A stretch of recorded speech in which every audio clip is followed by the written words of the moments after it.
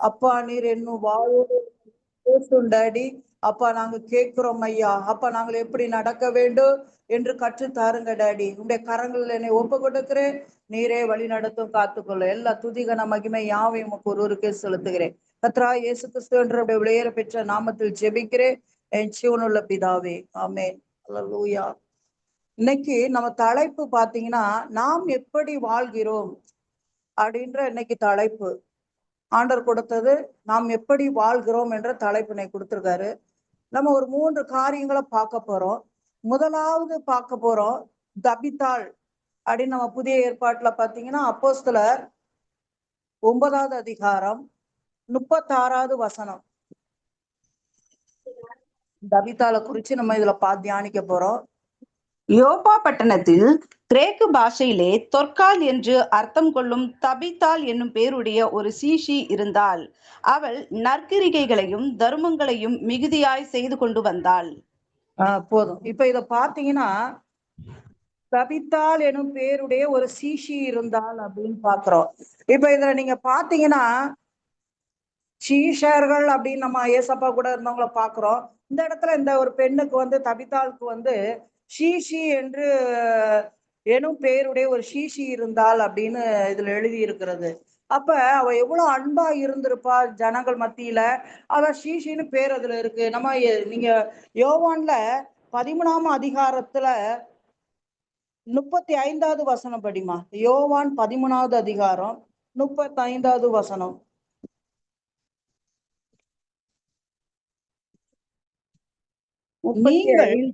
நீங்கள் ஒருவரில் ஒருவர் அன்புள்ளவர்களாய் இருந்தால் அதனால் நீங்கள் என்னுடைய சீஷர்கள் என்று எல்லாரும் அறிந்து கொள்வார்கள் என்றார். இது ஏசப்பா சொல்றாரு. ஒவ்வொருக்கொருவர் அன்பா இருந்தால் அதனால் நீங்கள் என்னுடைய சீஷர்கள் என்று எல்லோரும் அறிந்து கொள்வார்கள் அப்படின்னு. அப்ப இந்த இடத்துல பாத்தீங்கன்னா ஷீஷி என்ற பெயர் எடுத்திருக்கிறா பாருங்களேன்.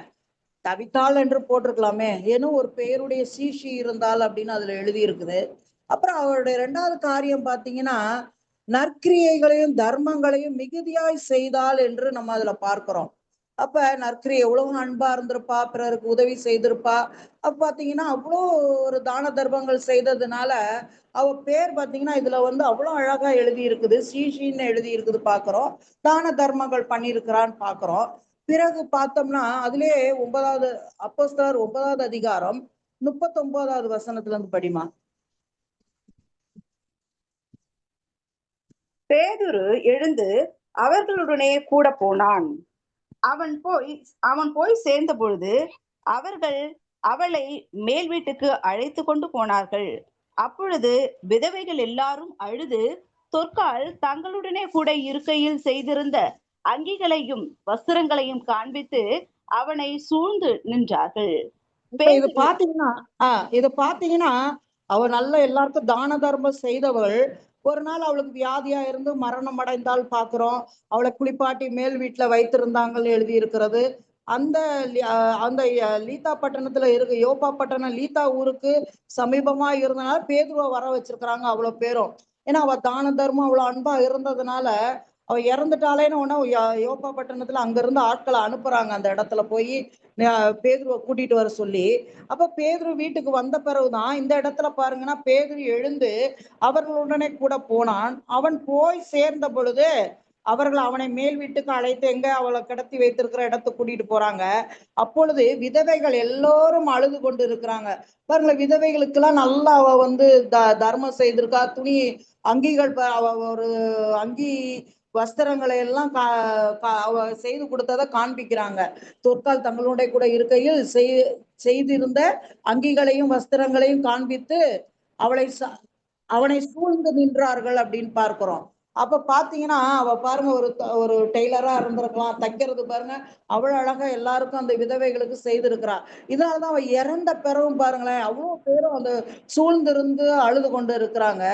அப்புறம் பாத்தீங்கன்னா பேதுரு எல்லோரையும் வெளியே போக செய்து முழங்கால் படியிட்டு ஜெபம் பண்ணி பிரேதத்தின் புறமாக திரும்பி தபித்தாளே எழுந்துரு என்றான். அப்பொழுது அவன் தன் கண்களை திறந்து பேதுருவை பார்த்து உட்கார்ந்தாள் அப்படின்னு எழுதி இருக்குது பாத்தீங்களா, ஒரு தான தர்மம் செய்து அவ இறந்த பிறகும் அத பாத்தீங்களா, அந்த இடத்துல வந்து அவ்வளவு பேரு சூழ்ந்து நிக்கிறாங்க. 41 படிமா.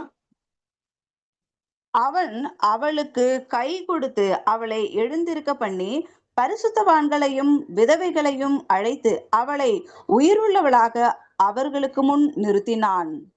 பாத்தீங்களா, அவ தான தர்மம் செய்தது பாத்தீங்கன்னா, தவித்தால் இறந்த பிறகும் அநேகருக்கு சாட்சியா இருந்தால் பார்க்கிறோம். அநேகர் அவள் இறந்த பிறகும் விதவைகள் பரிசுத்தவங்க எல்லாரும் சூழ்ந்திருக்கிறாங்க அப்படின்னு பார்க்கிறோம். அப்புறம் பாத்தீங்கன்னா, அவள் செய்த நற்கிரியைகள் தர்மங்கள் மரித்தவளை திரும்பவும் உயிரோடு எழச் செய்திருக்கிறது பாத்தீங்களா. அப்ப இதே மாதிரி நம்ம வந்து உயிரோடு இருக்கிற நாமும் ஆண்டவருக்கு பிரியமாய் அன்பாய் இருந்து சீஷி என்ற பேர் எடுத்து அநேகருக்கு தான தர்மங்களை செய்யும் பொழுது நம்ம மரித்தாலும் இப்படி சாட்சியாய் வாழ வேண்டும் என்று இந்த தபித்தாளுடைய வாழ்க்கையை பார்த்து கத்துக்கொள்கிறோம். அவள் செய்த நற்கிரியைகள் தர்மங்கள் இதையெல்லாம் பார்த்து மரித்தவளை திரும்ப உயிரோட எழச் செய்ததுன்னா நம்மளும் ஏசப்பா வருகையில தபித்தாளை போல எழுந்தது போல தபித்தாளை போல நம்மளும் அதே மாதிரி தான தர்மம் செய்யும் பொழுது இயேசு வருகையில் நாமும் மறுரூபமாகி அவரோட எழுந்திருப்போம். ஆமென். இத போல நம்ம பார்க்கிறோம். ரெண்டாவது பாத்தீங்கன்னா, அநேக ஸ்திரீகளை பார்க்கலாமே. லூக்கா 8வது அதிகாரம் 1-3 படிமா. பின்பு அவர் பட்டணங்கள் தோறும் கிராமங்கள் தோறும் பிரயாணம் பண்ணி தேவனுடைய ராஜ்யத்துக்குரிய நற்செய்தியை கூறி பிரசங்கித்து வந்தார். 12 அவருடனே கூட இருந்தார்கள். படிக்கவா அடுத்து? படிமா, 3 வரைக்கும் படி. அவர் பொல்லாத ஆவிகளையும் வியாதிகளையும் நீக்கி குணமாக்கின சில ஸ்திரீகளும் 7 பிசாசுகள் நீங்கின மகதலினாள் எனப்பட்ட மரியாளும் ஏரோதின் காரியக்காரனான கூசாவின் மனைவியாகிய யோவானாலும் சூசானாலும் தங்கள் ஆஸ்திகளால் அவருக்கு ஊழியம் செய்து கொண்டு வந்த மற்ற அநேகம் ஸ்திரீகளும் அவருடனே இருந்தார்கள். இவ பாத்தீங்கன்னா நம்ம அங்க பார்த்தா தபித்தாள் வந்து தன் ஒருவரா இருந்து அநேக காரியங்களை செய்து அவ இருந்தான்னு பார்த்தோம். இந்த இடத்துல பார்க்கும் பொழுது அநேக ஸ்திரீகள் வந்து ஏசப்பா அந்த பூமியில வாழ்ந்து கொண்டு இருக்கும் பொழுது தங்கள் ஆஸ்திகளால் அவருக்கு ஊழியம் செய்தார்கள் அப்படின்னு நம்ம பார்க்கிறோம். அந்த 3வது வசனம் பார்க்கும் பொழுது பாத்தீங்கன்னா, அவருக்கு அவளை வந்து 7 பிசாசுகளை துரத்தின மகதலேனா மரியாளோ, அப்புறம் பாத்தீங்கன்னா அந்த ஏரோதின் காரியனாகிய கூசாவின் மனைவியாக யோவானாலும் சூசன்னாலும் தங்கள் ஆஸ்திகளால் அவருக்கு ஊழியம் செய்து கொண்டு வந்த மற்ற அநேகம் ஸ்திரீகளும் அவருடனே இருந்தார்கள்.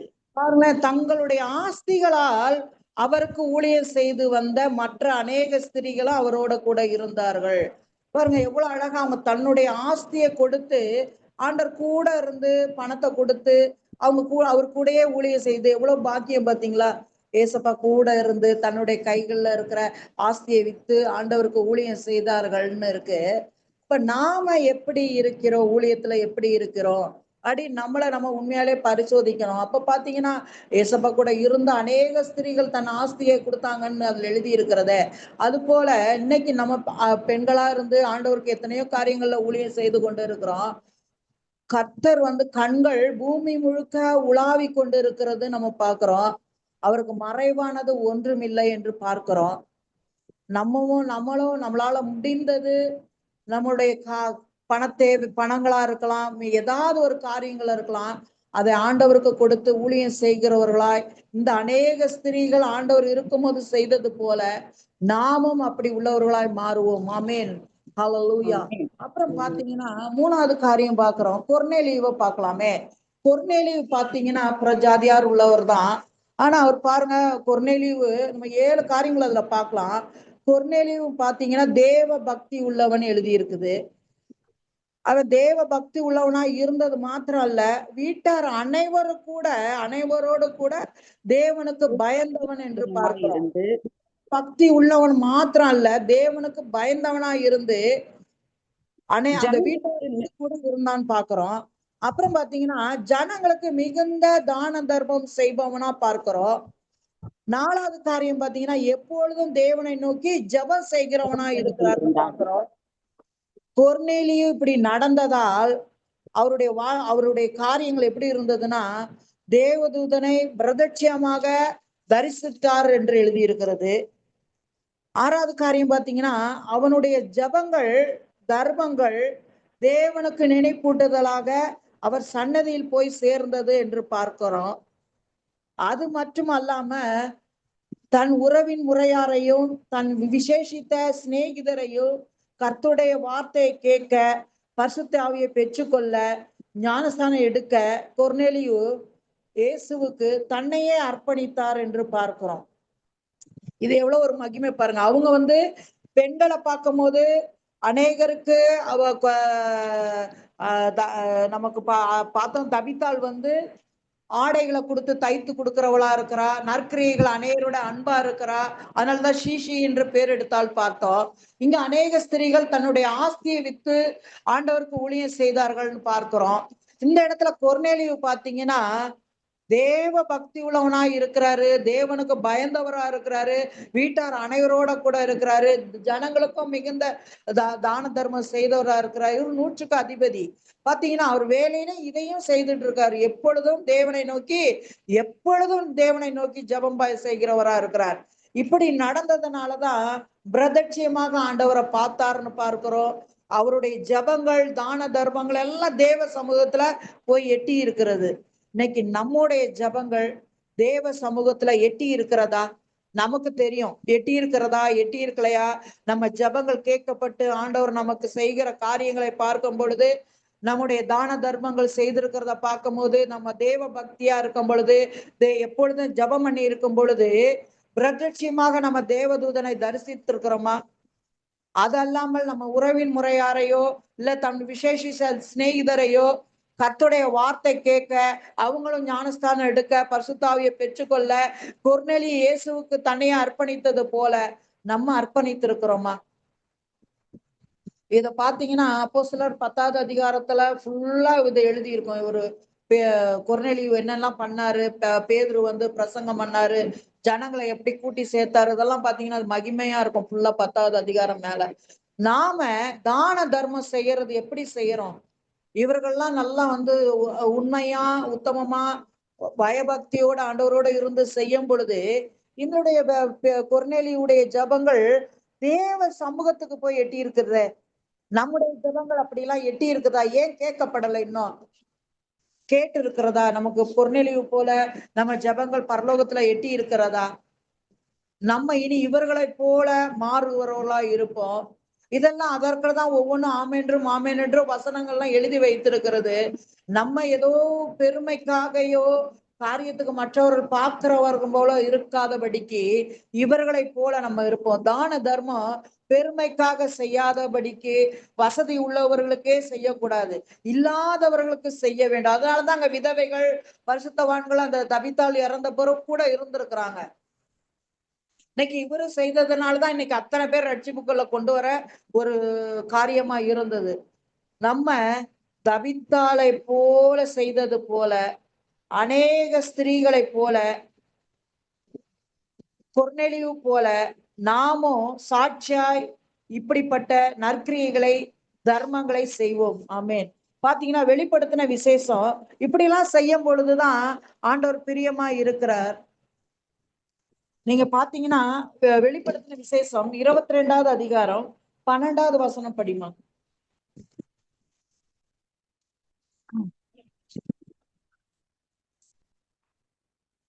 வெளிப்படுத்தின விசேஷம் 22வது அதிகாரம். சீக்கிரமாய் வருகிறேன், அவன் அவனுடைய கிரிகளின்படி அவன் அவனுக்கு நான் அளிக்கும் பலன் என்னுடனே கூட வருகிறது. பாருங்களேன், நம்ம கிரியையில் தான் அவனோட என்னோட வருகிறதுன்னு என்று சொல்லுகிறார். அப்ப நம்ம கிரியைகள் செய்கிற, நற்கிரியைகள் செய்கிறவர்களாயும் தான தர்மங்கள் செய்கிறவர்களாய் இருக்கும். ஆண்டவர் வருகையில நம்ம எத்தனை வீடு வாங்கியிருக்கிறோம், எவ்வளவு சம்பாதிச்சிருக்கோம், அது வராது. நம்முடைய கிரியைகள் தான் ஆண்டவரோட வரும்னு இதுல எழுதி வைத்திருக்கிறாரு. நீங்க அப்புறம் ஒரே ஒரு வார்த்தை நம்ம பார்த்தோம்னா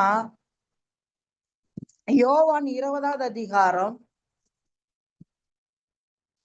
மகதலேனா மரியாளை பத்தி பார்ப்போம். யோவான் 20வது அதிகாரம் 15வது வசனம் படிப்போமே. மகதலேனா மரியா ஆண்டவர் அடக்கம் பண்ணி 3ஆம் நாள் அவ ஓடி வர்றா, ஆண்டவரை பார்க்கணும் அந்த கல்லறையன்னு. அந்த இடத்துல பாத்தீங்கன்னா அவ அழுது கொண்டு இருக்கிற, ஆண்டவரை காணோன்னு.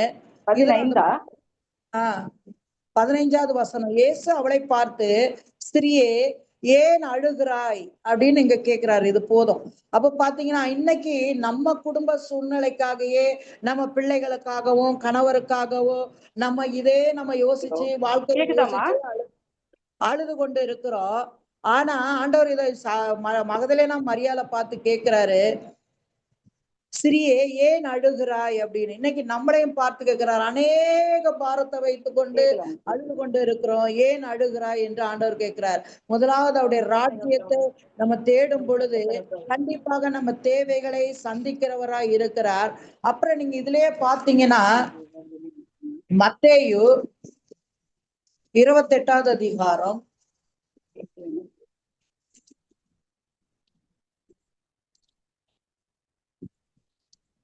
28வது அதிகாரம் 5வது வசனத்துல இருந்து பார்த்தோம்னா, தூதன் அந்த ஸ்திரீகளை நோக்கி நீங்கள் பயப்படாதிருங்க. இது ஆண்டவர் தேடி அவ வரும் பொழுது இததான் தேவ தூதர்கள் சொல்றாங்க. தூதன் அந்த ஸ்திரீகளை நோக்கி நீங்கள் பயப்படாதிருங்கள், சிலுவையில் அறையப்பட்ட இயேசுவீர்கள் என்று அறிவேன். அவர் இங்கே இல்லை, தாம் சொன்னபடியே உயிர்த்தெழுந்தார். கர்த்தரை வைத்த இடத்தை பாருங்கள், சீக்கிரமாய் போய் அவர் மரித்தோரிலிருந்து எழுந்தார் என்று அவருடைய சீசர்களுக்கு சொல்லுங்கள் அப்படின்னு அங்க அந்த தேவதூதன் சொல்றாப்ல. இத பார்க்கும் பொழுது மகதலேனா மரியா அவர்கள் பயத்தோடும் மகா சந்தோஷத்தோடும் கல்லறை விட்டு சீக்கிரமாய் புறப்பட்டு அவருடைய சீசர்களுக்கு அறிவிக்க ஓடினார்கள். அவர்கள் அவருடைய சீசர்களுக்கு அறிவிக்க போகிற போது இயேசு தாமே அவர்களுக்கு எதிர்பட்டு வாழ்க என்றார். அவர்கள் கிட்ட அவர் பாதங்களை தழுவி அவரை பணிந்து கொண்டார்கள் பார்க்கிறோம். இன்னைக்கு பெண்கள் எல்லா காரியத்துக்கும் அழுது கொண்டுதான் இருக்கிறோம். ஒவ்வொரு காரியத்துக்கும் ஏன் அழுகிறாய் அப்படின்னு சொல்றாரு. அவர் நம்மளோடு உயிர்த்தெழுந்து 3ஆம் நாள் உயிர்த்தெழுந்த தேவ என்று நம்மளோடு இருக்கிறார். நம்ம எந்த காரியத்துக்கும் அழாதபடிக்கு ஏன் அழுகிறாய் நம்மளை பார்த்து கேட்கிறார். இதுல நம்ம 9வது வசனம் பாத்தீங்கன்னா, அவர்கள் அவருடனே சீசர்களுக்கு அறிவிக்க போகிற போது இயேசு தாமே அவர்களுக்கு எதிர்பட்டு வாழ்க என்றார். இன்னைக்கு நம்மள ஒவ்வொருத்தரையும் வாழ்க என்று ஆண்டவர் வாழ்த்துகிறார். ஆமென். ஏன்னா இந்த மகதலேனா மரியாள் தான் ஆண்டவருக்கு கந்தவர்க பொடியும் வாசனை திரவியத்தை எடுத்துக்கிட்டு ஓய்வு நாள் அன்னைக்கு எல்லாத்தையும் ஆயத்தப்படுத்தி வைத்தார்கள்னு இருக்குது. லூக்கால வரும். அது பாத்தீங்கன்னா அதுல ஆயத்தப்படுத்தினார்கள். 3ஆம் நாள் விடிகால அதை கொண்டு ஆண்டவருக்கு கொடுக்க ஓடி வருகிறார். இந்த சீஷர்கள்லாம் பாத்தீங்கன்னா ஓடி ஒளிந்து பயந்து இருக்கிறாங்க. ஆனா அந்த பெண் தைரியமாக ஓடி ஆண்டவருக்கு கந்தவர்க பொடியை கொண்டு வரணும்னு ஓடி வர ஆயத்தமா இருக்கிறார். அந்த ஆயத்தமா இருப்பது போல நம்ம தினமும் ஆயத்தமாவோ, பிறரை ஆயத்தப்படுத்துவோ, கந்தவர்கப்படிய வாசனை திரவியம் போல ஆண்டவருக்கு என்னாலும் நம்ம வாசனை வீசுகிற திரவியமா இருப்போம். ஆண்டவர் நம்மை பார்த்து சொல்லி இருக்கிறார், ஏன் அழுகிறாய், எதற்கு அழுகிறாய் என்று மகதலேனா மரியாளை சொன்னது போல என்று நம்மையும் பார்த்து கேட்கிறாய். இது எந்த காரியத்துக்காக அழுது கொண்டு உட்கார்ந்து இருக்காதபடி நம்ம எழும்பி பிரகாசிக்கிறவர்களாய் நம்மளை அழைக்கப்பட்டவர்கள் நம்ம. அதனால ஆண்டவர் நம்மளை பார்த்து சொல்லுகிறார், நம்ம அழுகிறதுக்கு பிறந்தவர்கள் அல்ல. ஆண்டவர் நம்மளை வாழ்த்தி நம்ம இந்த இடத்துல பாத்தீங்கன்னா வாழ்க என்று சொல்லுகிறார். இன்னைக்கு நம்மளை ஒவ்வொருத்தரையும் பார்த்து வாழ்க என்று வாழ்த்துகிறார். ஹல்லேலூயா. இத நம்ம ஆண்டவருக்காக நம்ம எழுப்பி பிரகாசிக்கிறவர்களாய் இந்த மகதலேனா மரியாளை போல நம்ம ஆயத்தமாவோ, அது போல தபித்தாளை போல, கொர்நேலியு போல, மற்ற ஸ்திரீகளை போல நம்மளும் என்ன செய்வோம், தான தர்மங்களை நற்கிரியைகளை செய்கிறவர்களாய் இருப்போம். ஆண்டவர் வருகையில கிரியைகளோதான் கூட வருகிறது. நம்ம என்னென்ன செய்கிறோமோ அவர் கூட வருகிறது. அவர் நம்மளை மறுரூபப்படுத்தி எப்படி தபித்தாள் எழுந்தாலோ அதுபோல நம்ம மறுரூபமாவோம். ஆமென். ஹல்லேலூயா. இந்த வார்த்தைக்காக ஆண்டவர் கொடி நன்றி.